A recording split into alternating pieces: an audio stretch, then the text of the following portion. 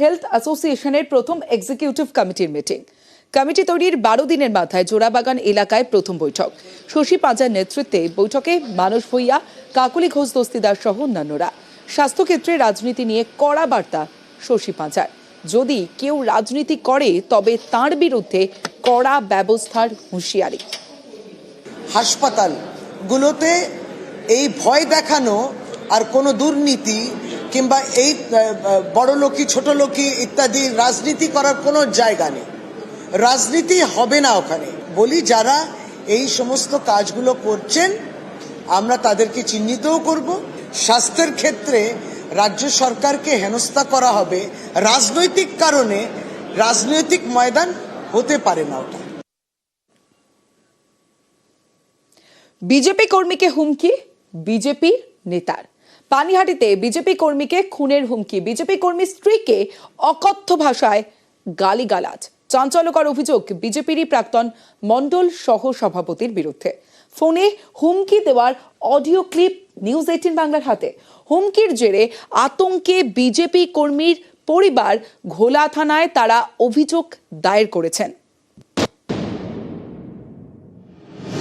আপনি আমাকে চেনেন? আমাকে কেন খিস্তি করছেন? আপনি আমাকে মার্ডার করবেন?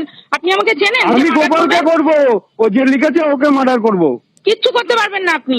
দেখে নেন। ফোনে এভাবেই বিজেপি কর্মীকে খুনের হুমকি, বিজেপি কর্মীর স্ত্রীকে গালিগালাজ। অভিযোগের আঙুল বিজেপিরই প্রাক্তন মণ্ডল সহসভাপতির দিকে। উত্তর 24 পরগনার পানিহাটি। এখানকার আজাদ হিন্দ নগরের বাসিন্দা গোপাল দাস। বিজেপি করেন, স্ত্রী ও মেয়েকে নিয়ে সংসার।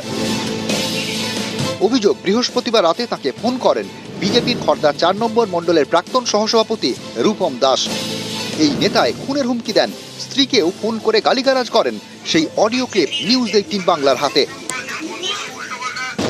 যেটা লিখেছে ইমিডিয়েটলি বন্ধ করতে, নালে কিন্তু ওর খুব অবস্থা খারাপ হবে। কে কি লিখেছে? হ্যাঁ, গোপাল। আপনি চেনেন গোপালকে? ও আমাকে চেনে না। আপনি কালকে রাতের দিয়ে বদমাইশি শুরু করেছেন। বদমাইশি উনি নিজে করেছেন। কি করছেন কালকের থেকে? ঠিক করেছি। আপনি কে বলছেন আমাকে একটু বলুন। হ্যাঁ, আমি রূপম দাস বলছি। দেখেন লেখা আছে হোয়াটসঅ্যাপে। ফোন করে উল্টোপাল্টা কথা কেন বলছেন? আপনি আমাকে চেনেন?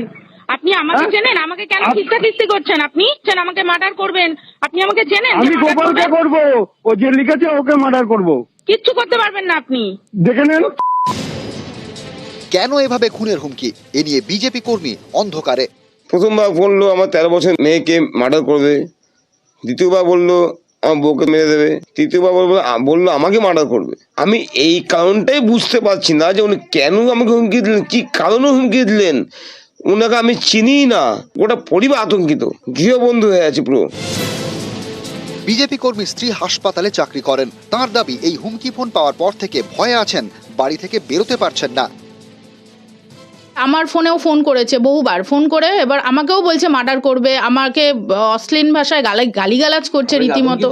অবশ্যই আতঙ্কিত। আমি এখন এই মুহূর্তে আমি কাজে যাব কিনা আমি চিন্তা করছি, বাড়ির থেকে বাইরে বের করব কিনা আমি সেটা নিয়েও চিন্তিত।